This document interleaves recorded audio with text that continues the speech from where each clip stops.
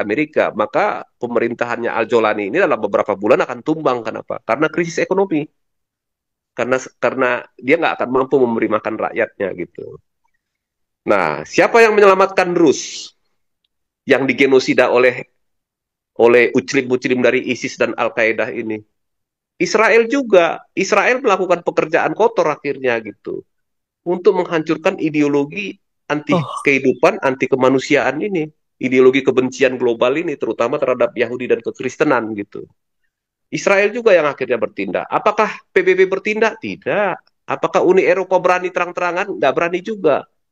Amerika juga tidak berani. Hanya Israel yang mampu gitu. Tetapi diputarbalikkan seolah-olah Israel yang memecah Suriah. Tidak. Justru kalau nggak ada Israel, komunitas atau suku Druze akan hancur. Nah, sekarang ini yang sedang diupayakan PBB, kampanye negatif serangannya itu adalah bahaya kelaparan di Gaza. Padahal yang ada di media-media Al Arabia, terus apa Al Jazeera, itu sebenarnya foto orang-orang yang kelaparan di daerah-daerah konflik lain, misalkan di Yaman, terus juga di wilayah-wilayah konflik yang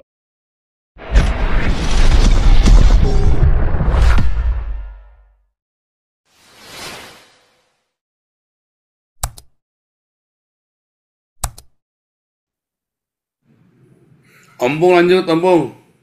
Ada Ompong masih di sini nggak nih, ya Ompong? tadi ya saya ya kita tadi kan kita bicara artinya saya tadi bicara tentang itu perlu ya data itu base itu perlu. Tetapi apa yang mau disimpan Indonesia data itu? Sedangkan negara-negara yang maju teknologinya, kasih contoh lah.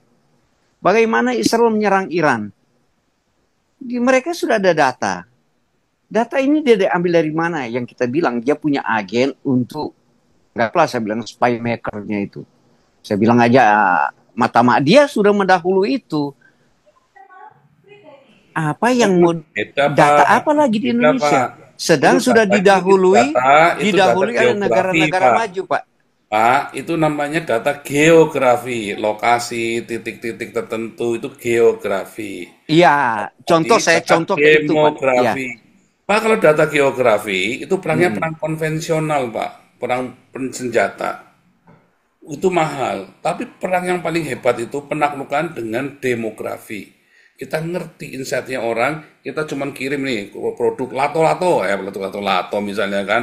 Kita kirim game apa, atau Mm. bikin film bokep, ya kan. Ya kan, kirim film bokep tuh. Si siapa itu dulu, apa namanya, Miyabi. Loh, Miyabi itu jangan kamu pikir, orang-orang ini banyak berpikir Miyabi itu produk, oh cuman si siapa itu aktif jorok, enggak. Itu produk Jepang, ambil database kalian. Miyabi itu ya, Mm. ikon itu. Mm. Itu Iya, nggak iya bisa ikon, iya. kalau nggak diciptakan itu ikonnya diciptakan Miyabi itu.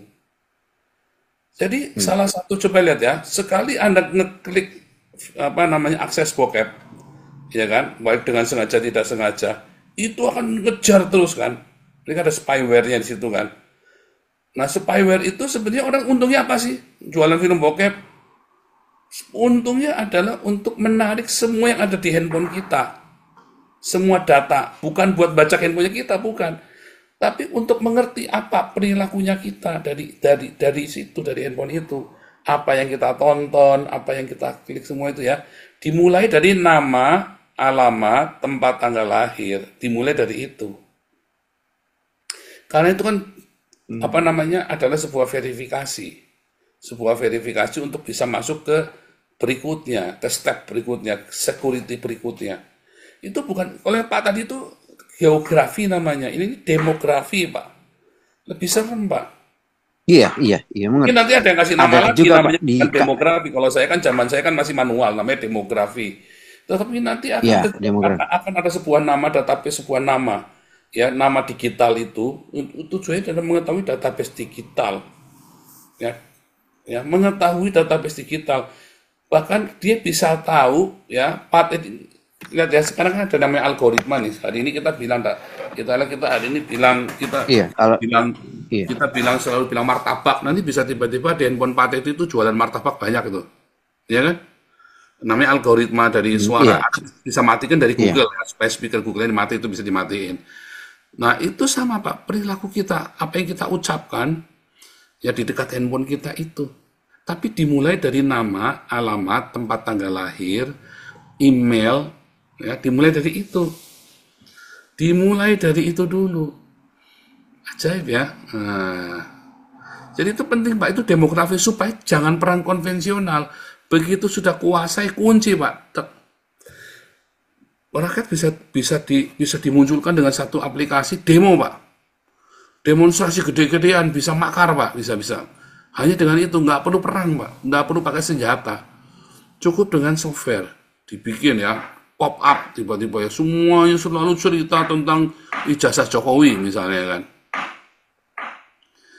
Ya kan, kalau dulu kan apa dengan vaksin ya kan, dengan vaksin, dengan apa lagi? Oh bisa diteror sebuah negara, ya hanya dengan itu apa yang ditakuti oleh masyarakat pada umumnya. Takut sama kuntilanak, nanti setiap aplikasi keluar kuntilanak semua, misalnya gitu loh. Takut apa Indonesia? Takut dengan agama, Islamfobia misalnya. Nanti semua itu ditunjukkan semua gambar-gambar, video-video yang menunjukkan kekejaman Islam. Itu bisa sampai segitunya nanti Pak, dan itu perang yang tidak perlu, penaklukannya tidak perlu menggunakan senjata konvensional, tetapi kita sudah membunuh negara itu. Ya kan, kayak Arab Spring ini kan salah satu isu yang dihembuskan.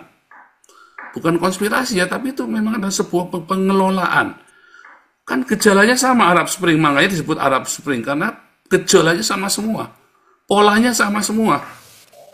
Pola dari Arab Spring itu sama, persis sama polanya. Ya kan? Dan tidak ada orang teriak-teriak Allahu Akbar untuk yel-yel agama, itu tidak ada Arab Spring itu. Nah, ajaibnya kan begitu. Nah, itu sebuah insight pentingnya ya.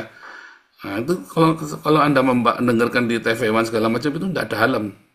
Tapi kalau Anda tahu ya bahayanya, ya, bahkan orang marketing aja pada tidak ngerti loh bahayanya seseorang bisa menguasai database. Ya.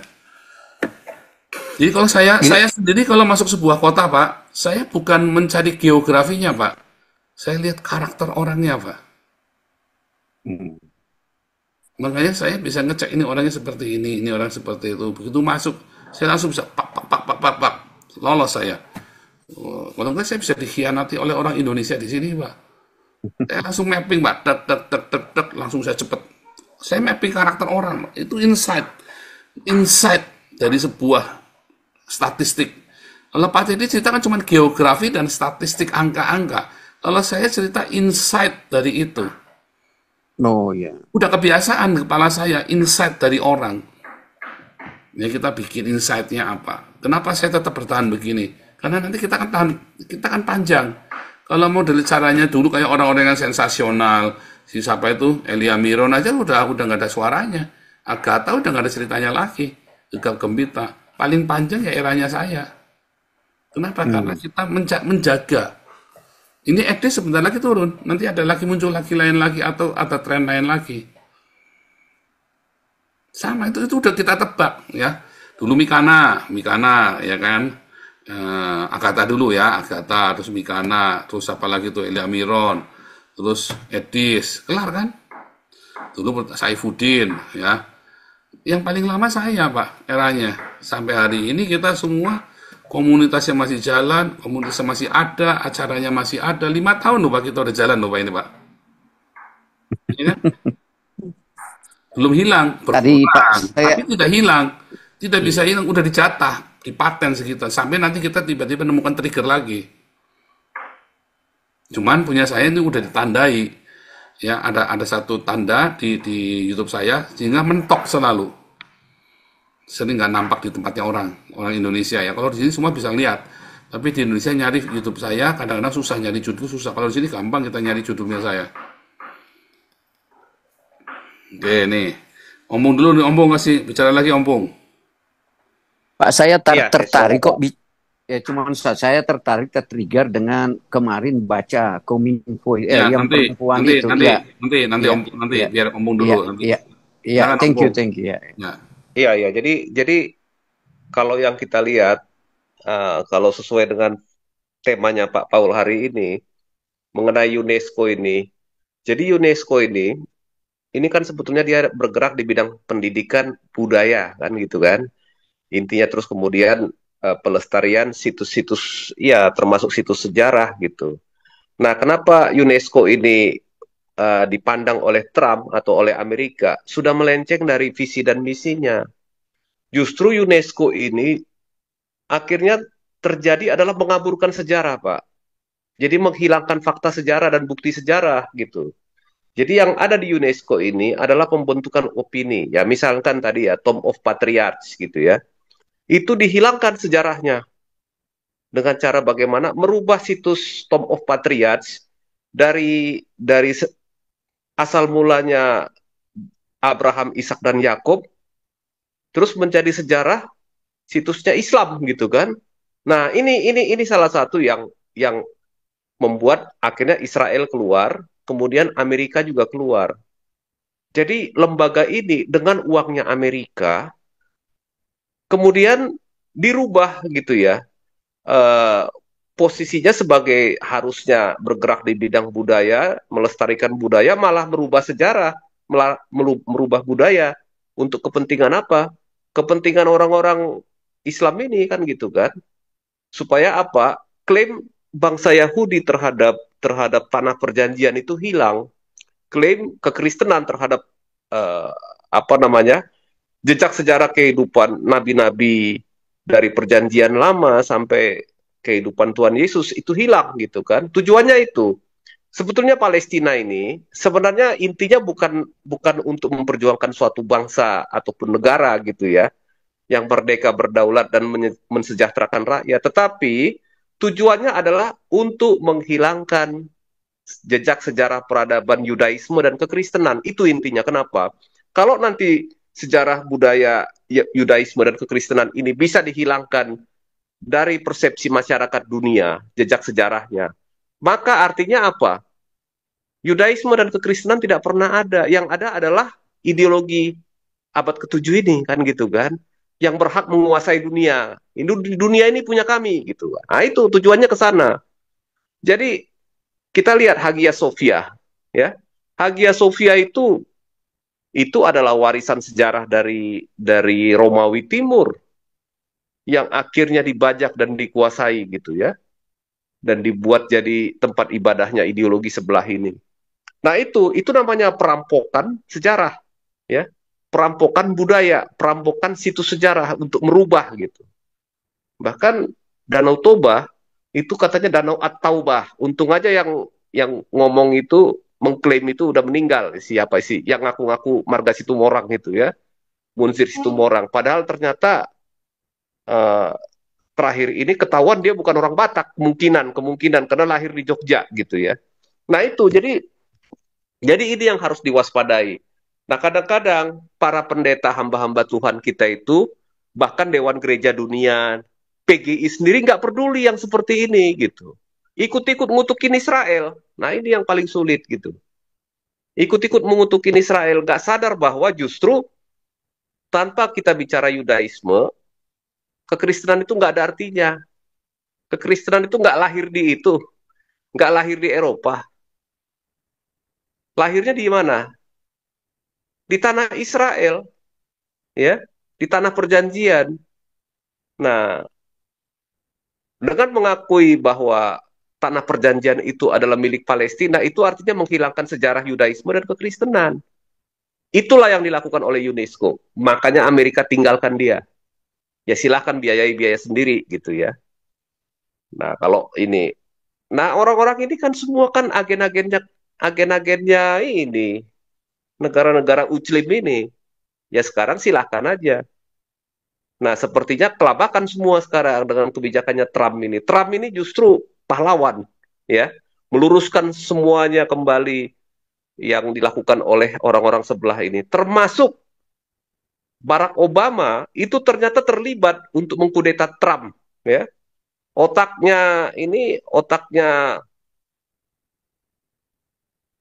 perkembangan bagaimana supaya orang-orang dari Timur Tengah ini jadi imigran ini Trump ini, si Barack Obama inilah. Makanya saya dari awal tuh curiga, dia itu jangan-jangan bukan orang Kristen gitu. Kalau menurut saya gitu ya, ini pendapat pribadi gitu. Karena dari beberapa kebijakan politik luar negerinya, bahkan ketika Netanyahu masih menjadi Perdana Menteri di periode sebelumnya, Trump memberikan angin kepada Iran, menghapuskan sanksi ekonomi. Nah, itulah uang dari penghapusan sanksi ekonomi itulah yang digunakan oleh Iran untuk meningkatkan pengayaan uraniumnya sampai mendekati 60% sekarang ini, bahkan sudah lebih mungkin ya. Juga untuk membiayai Hamas sebagian. Tapi jangan salah, terowongan-terowongan di Gaza itu, kontributor terbesarnya ternyata adalah Cina, RRC. Data terakhirnya seperti itu, kemudian baru Iran dan Qatar. Kenapa? Ternyata Cina, komunis Cina lah, saya nggak mengatakan ini ya, diam-diam menggunakan Hamas ini juga untuk apa? Untuk menyerang Barat dan Israel. Kenapa ya? Bagaimana untuk hegemoni geopolitik ya? Ternyata sekarang runtuh semua satu-satu hegemoninya Cina di Timur Tengah. Sudah nggak terlalu kuat lagi sekarang ini. Nah, Rusia, seperti kata Pak Paul tadi, dia itu kalau Rusia itu mainnya begini, dia hati-hati. Dia tetap jaga langganan dengan negara-negara Arab yang anti Barat dan anti Israel ini. Tetapi juga dia tetap berusaha untuk menjaga hubungannya dengan Amerika supaya tidak terganggu dan dengan Israel. Karena banyak juga orang-orang Rusia menjadi warga negara Israel. Orang-orang Yahudi menjadi ilmuwan-ilmuwan di Rusia dan di Uni Soviet sejak dulu gitu. Jadi Rusia itu tetap setengah-tengah gitu, tetapi yang agak sedikit memberikan pengaruh kepada negara-negara Arab yang anti Israel, ya, yang mau menggulingkan kekuasaan Barat ini adalah Cina. Nah, itulah sebabnya Jinping sampai sekarang saya nggak tahu keberadaannya di mana, ya, tidak pernah muncul di publik lagi secara terang-terangan gitu. Kebijakan Cina bagaimana lebih banyak diwakili oleh Menteri Luar Negerinya. Ada kemungkinan partai mungkin tidak suka lagi dengan dia karena kebijakan politiknya yang terakhir-terakhir ini berkonfrontasi dengan Barat ini ternyata menyebabkan apa? Menyebabkan dampak ekonomi juga terhadap ini, terhadap perdagangan dan itu memukul ekonominya Cina gitu ya. Jadi banyak permainan politiknya Jinping ini juga memukul ekonominya Cina. Makanya dia kelihatannya sekarang terdesak sama Hu Jintao dan pendukungnya yang lebih lebih cenderung untuk jaga hubungan baik dengan Barat gitu ya. Untuk ya artinya Putin walaupun seperti itu dia nggak akan frontal terang-terangan. Dia hanya main dari Ukraina aja. Tapi Ukraina juga sekarang ini sepertinya perkembangan hari ini makin mendekat ke Israel. Bahkan kerjasama dalam teknologi ini drone. Nah jadi posisinya Ukraina juga tidak mungkin Rusia bisa menang lawan Ukraina kecuali perangnya statis seperti sekarang ini hanya begini-begini aja gitu. Jadi kalau kita lihat ke depannya ini nanti, ini masih panjang. Posisi sekarang yang memegang kendali, yang memegang inisiatif adalah Israel terutama dan Amerika. Tetapi juga ya, Iran ini sekarang dia nggak punya kekuatan. Kenapa? Ya karena kondisi dalam negerinya juga lagi hancur-hancuran juga. Tetapi ya memang yang paling sulit diperangi adalah ideologi. Karena bagaimanapun, meskipun Israel sudah punya perjanjian damai dengan Mesir, Jordan, Suriah, itu hanya mungkin kenapa? Karena posisinya negara-negara Muslim ini lagi lemah, itu aja. Dan mereka lagi punya keinginan, Mesir mau mengambil Sinai kembali, Yordan juga mau supaya dinasti Hashemid kuat, gitu ya. Suriah juga Al-Jolani supaya bisa berkuasa. Kenapa? Kalau sanksi ekonomi tidak dicabut oleh Amerika, maka pemerintahannya Al-Jolani ini dalam beberapa bulan akan tumbang. Kenapa? Karena krisis ekonomi. Karena dia nggak akan mampu memberi makan rakyatnya gitu. Nah, siapa yang menyelamatkan Rus yang digenosida oleh uclim-uclim dari ISIS dan Al-Qaeda ini? Israel juga. Israel melakukan pekerjaan kotor akhirnya gitu untuk menghancurkan ideologi anti kehidupan, anti kemanusiaan ini, ideologi kebencian global ini, terutama terhadap Yahudi dan kekristenan gitu. Israel juga yang akhirnya bertindak. Apakah PBB bertindak? Tidak. Apakah Uni Eropa berani terang-terangan? Nggak berani juga. Amerika juga tidak berani. Hanya Israel yang mampu gitu. Tetapi diputarbalikkan seolah-olah Israel yang memecah memecah Suriah. Tidak. Justru kalau nggak ada Israel, komunitas atau suku Druze akan hancur.